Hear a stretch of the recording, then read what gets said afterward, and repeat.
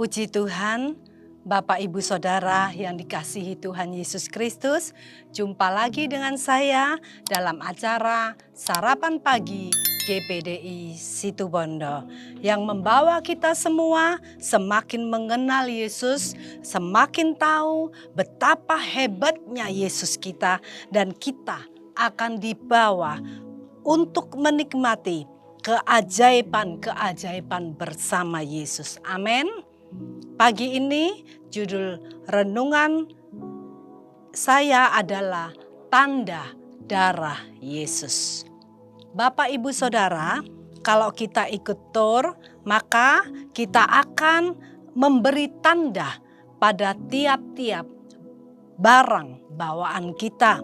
Misalnya, koper kita harus kita beri tanda lewat tulisan, lewat pita-pita yang berwarna-warni atau apa saja guna membedakan koper kita dengan yang lain. Karena dalam satu rombongan tentunya banyak yang sama dengan koper kita. Menghindari kekeliruan, kita harus beri tanda supaya dengan gampang kita akan mengenal koper-koper kita. Kita baca dalam Galatia 6 ayat 17b. Karena pada tubuhku ada tanda-tanda milik Yesus. Bapak Ibu Saudara, untuk Yesus dapat mengenal kita sebagai miliknya, maka dalam hidup kita, dalam tubuh kita harus memiliki tanda-tanda kepunyaan Allah. Harus ada tanda darah Yesus mengalir dalam tubuh kita, karena kita semua sudah ditebus dengan pengorbanan Yesus di atas kayu salib. Oleh darah Yesus kita sudah menerima keselamatan.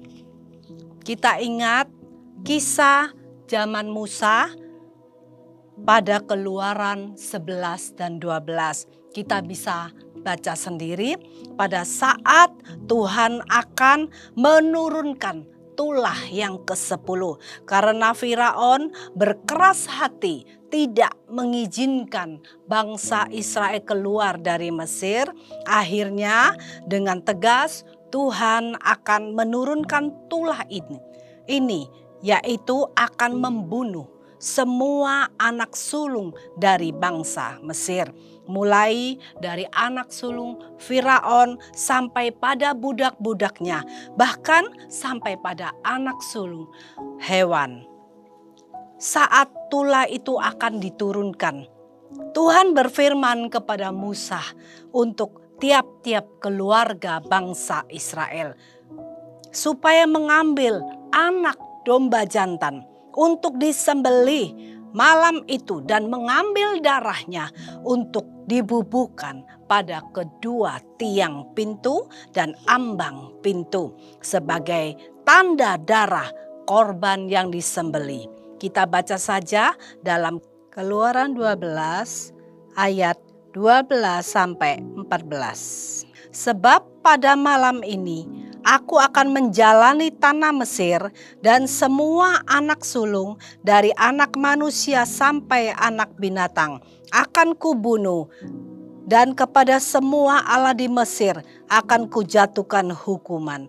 Akulah Tuhan, dan darah itu menjadi tanda bagimu pada rumah-rumah di mana kamu tinggal. Apabila aku melihat darah itu, maka aku akan lewat daripada kamu. Jadi tidak akan ada tulah kemusnahan di tengah-tengah kamu apabila aku menghukum tanah Mesir. Hari ini akan menjadi hari peringatan bagimu. Kamu harus merayakannya sebagai hari raya bagi Tuhan turun-temurun. Kamu harus merayakannya sebagai ketetapan untuk selamanya.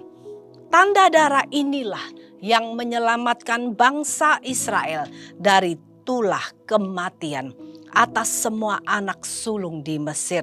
Lewat tanda darah pada tiang dan ambang atas pintu bagi bangsa Israel, malaikat maut akan lewat sehingga tidak terjadi kematian, tidak terjadi kemusnahan atas bangsa Israel seperti yang dialami bangsa Mesir. Di mana-mana ada kematian, di mana-mana ada tangisan. Bapak, Ibu, Saudara, kalau pengorbanan Kristus di atas kayu salib, darahnya sudah tercurah untuk menebus dosa-dosa kita, untuk selamatkan kita. Kita tidak akan sia-siakan pengorbanan Yesus ini, tapi kita mau pakai tanda darah ini sebagai benteng kita dalam melawan kuasa-kuasa kegelapan yang akan menyeret kita kembali pada kehidupan yang lama, kembali pada perbuatan-perbuatan dosa yang akan mendukakan hati Yesus. Kita baca lagi dalam Galatia 3 ayat 29.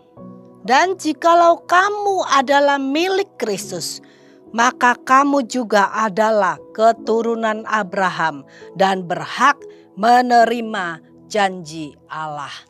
Amin. Satu janji Allah untuk kita. Apabila kita milik Kristus, maka kita disebut keturunan Abraham dan kita berhak menerima janji-janji Allah, keselamatan, penyertaannya, perlindungannya, pembelaannya, berkat-berkatnya dapat kita nikmati jika kita milik Kristus. Dalam Galatia 5 ayat 24 dan 25. Barang siapa menjadi milik Kristus Yesus, ia telah menyalibkan daging dengan segala hawa nafsu dan keinginannya. Jikalau kita hidup oleh Roh, baiklah hidup kita juga dipimpin oleh Roh.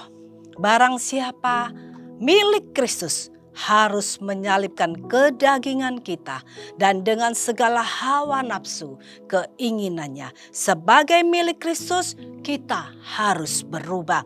Hidup kita bukan milik kita lagi, tapi milik Kristus. Kita tidak hidup semau kita sendiri, tapi kita mau hidup kita dipimpin oleh Roh Kudus yang akan membawa kita masuk dalam hidup yang kudus dan berkenan pada Allah, tanpa cacat dan celah di hadapannya.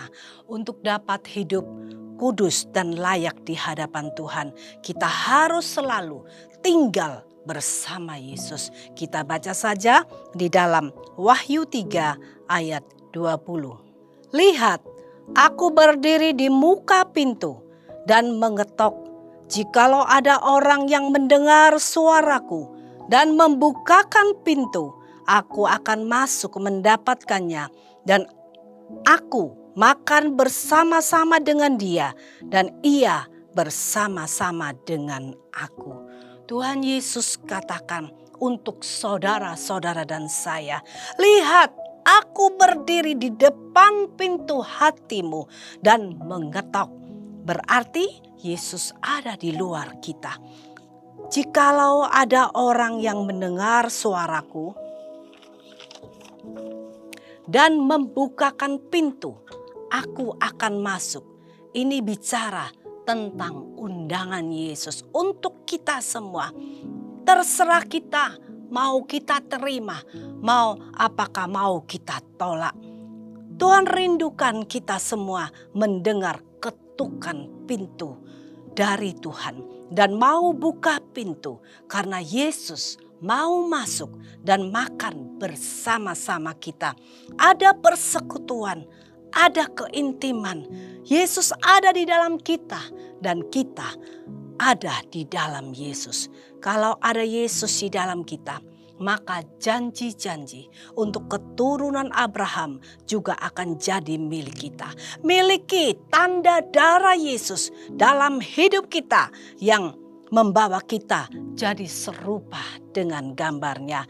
Tuhan akan mengenal kita, mengenal suara kita supaya saat Tuhan datang untuk kedua kalinya, kita tidak akan ditolaknya. Kita baca dalam Matius 7 ayat 21 sampai 23. Bukan setiap orang yang berseru-seru kepadaku, Tuhan, Tuhan, akan masuk dalam kerajaan surga, melainkan dia yang melakukan kehendak Bapa-Ku yang di surga. Pada hari terakhir, banyak orang akan berseru kepadaku, Tuhan, Tuhan, bukankah kami bernubuat demi namamu dan mengusir setan demi namamu dan mengadakan banyak mujizat demi namamu juga? Pada waktu itulah aku akan berterus terang kepada mereka dan berkata, aku tidak pernah mengenal kamu. Enyalah daripadaku, kamu sekalian pembuat kejahatan. Tuhan katakan, bukan setiap orang yang berseru-seru Tuhan, Tuhan yang akan masuk dalam kerajaan surga. Tapi Tuhan bilang, setiap orang yang melakukan kehendak Bapa yang bisa masuk surga. Tuhan juga katakan, bukan karena pelayanan yang sukses, yang jempolan, yang pinter dalam segala hal, dapat nilai terbaik yang bisa bawa kamu masuk dalam kerajaan surga. Tapi yang taat dan percaya dan melakukan segala perintah Tuhan. Dalam Matius 7 ayat 23 tadi dikatakan, aku tak pernah mengenal engkau, enyahlah daripadaku.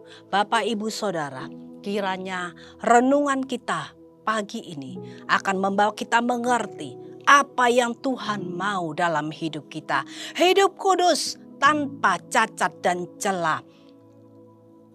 Tanggalkan semua hawa nafsu duniawi kita. Bawa Yesus masuk dalam hidup kita untuk Tuhan pimpin setiap langkah kita. Tanda darah Yesus selalu ada di dalam kehidupan kita.